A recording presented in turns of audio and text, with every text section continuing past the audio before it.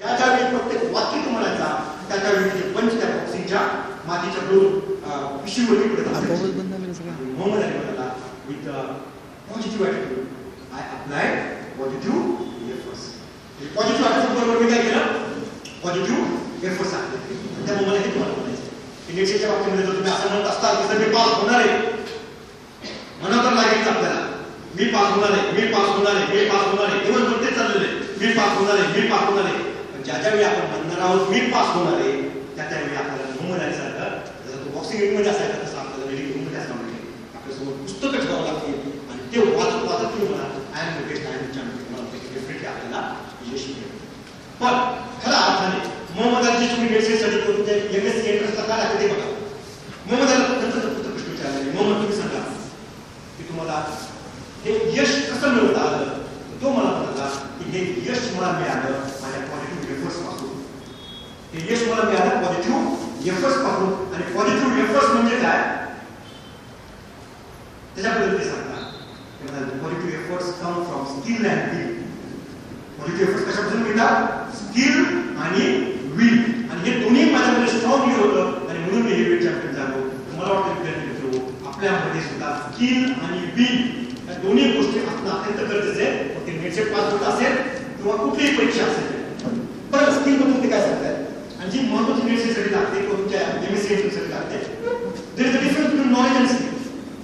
Knowledge आणि skill मध्ये प्रचंड मोठा फरक आहे आणि त्यामुळं नॉलेज असलेले लोक नेटची परीक्षेमध्ये पास होऊ शकते. नॉलेज असलेलेच विद्यार्थी एमएससी मध्ये टॉप करू शकते किंवा एमएससी एंट्रन्सला पास झाले याच्याबद्दल थोडीशी संशय आहे. कित्येक गोल्ड मेडल नेटची परीक्षेमध्ये फक्त नापास झालेले कारण समजून घ्या नॉलेज आणि स्किल मध्ये मोठा फरक आहे. एक साधं उदाहरण तुम्हाला देतो नॉलेज आणि स्किलचं. एक एमए ऑटोमोबाईल झालेला माणूस ज्याने एका गाडीचं पूर्ण स्ट्रक्चर ठरवलं गाडीचा आकार दिला त्या गाडीची डिझाईन केली आणि ती गाडी तयार केली आणि ज्यावेळेस ती गाडी पूर्ण तयार झाली त्यावेळेस त्याला सांगितलं की गाडी तू चालव आणि तो मला म्हणला मला ड्रायव्हिंग येत नाही.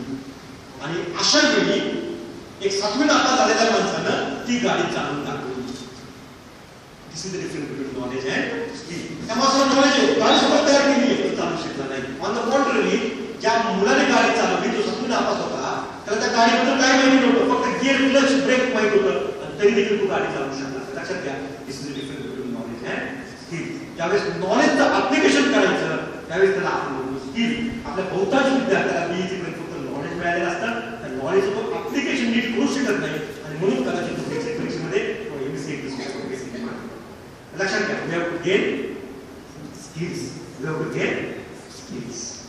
आमच्या गावामध्ये 3री नापास झालेला माणूस इतक्या छान प्रकारे ड्रायव्हिंग करतो की विचारायला सोय नाही. काही त्याला येत नाही साधा मराठी तो बोलतो. सांगायचं तात्पर्य हेच आहे एखादा सर्वसाधारण बीएससीला 50% मार्क मिळवलेला विद्यार्थी सुद्धा कदाचित एमएससी मध्ये टॉप करू शकतो. कारण skill comes from reasoning ability. Skill comes from the reasoning ability आणि कधीही रिझनिंग ॲबिलिटी बद्दल एखाद्या माणसाच्या ओळखण्यामध्ये शिक्षकाने तरी काही करावे ना ते स्वतःने तरी काही करावं. ज्या माणसाने इतिहास बदलला विज्ञानाचा अल्बर्ट आइन्स्टाईन त्यावेळेस त्याच्या पीएचडीला शेअर दिला होता की ही पीएचडी अत्यंत हास्यास्पद आहे म्हणून आपण त्याच्याबद्दल वाचावं आणि त्या माणसाने सगळं जग बदललं. कदाचित आपल्याकडे काही असे विद्यार्थी असतील ज्यांची रिझनिंग ॲबिलिटी फार स्ट्रॉंग असेल आणि मी चेहरा बघून सांगू शकत नाही. आपल्याकडे अनेक जण असे आहेत ज्यांची रिझनिंग ॲबिलिटी एवढी स्ट्रॉंग आहे तुम्ही फक्त मला जर आलं की नेट सेट पास व्हायचं तर अभ्यास न करता एक 5 नंबर सुद्धा तुम्ही पास होऊ शकता. मला माहित नाही की आपल्याकडे किती लोक असे आहात का कदाचित ती रिझनिंग ॲबिलिटी तुमची इतकी स्ट्रॉंग आहे त्याच्याबद्दल तुम्ही पण कधी प्रयत्न केला नसेल.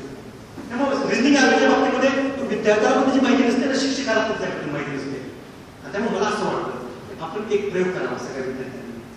काही अननोन केमिस्ट्रीचे प्रश्न आपण सोडवण्याचा प्रयत्न करा. अननोन केमिस्ट्री प्रश्न आणि म्हणताना म्हणा हे मी सोडवणार काय करू हे मी सोडवणार मला ज्ञान आहे नाही मी ग्रामीण भागात आहे माझ्या आई शेतकरी ते सगळं सोडून द्या.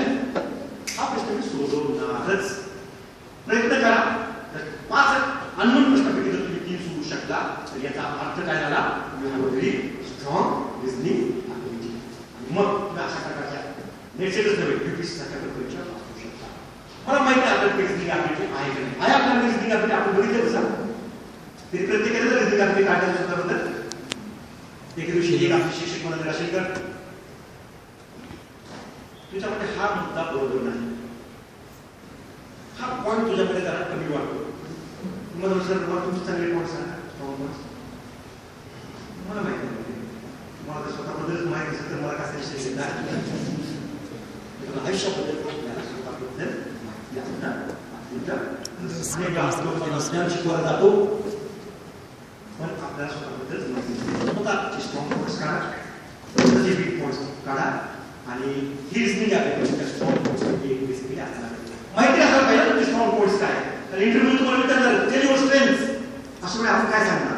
तर मला वाटतं की रिझनिंग ॲबिलिटी आपल्याकडे असू शकते. काही लोकांमध्ये बॉर्न असते, काही लोकांमध्ये बॉर्न नसते. आमच्याकडे एक विद्यार्थी होता पांडुरंग पाटील नावाचा 2002 मध्ये एमएससी पार्ट 1 ला सेट पास झाला. पार्ट 1 ला पण 8 विषय गेले, पार्ट 2 ला 8 विषय गेले, 16 विषय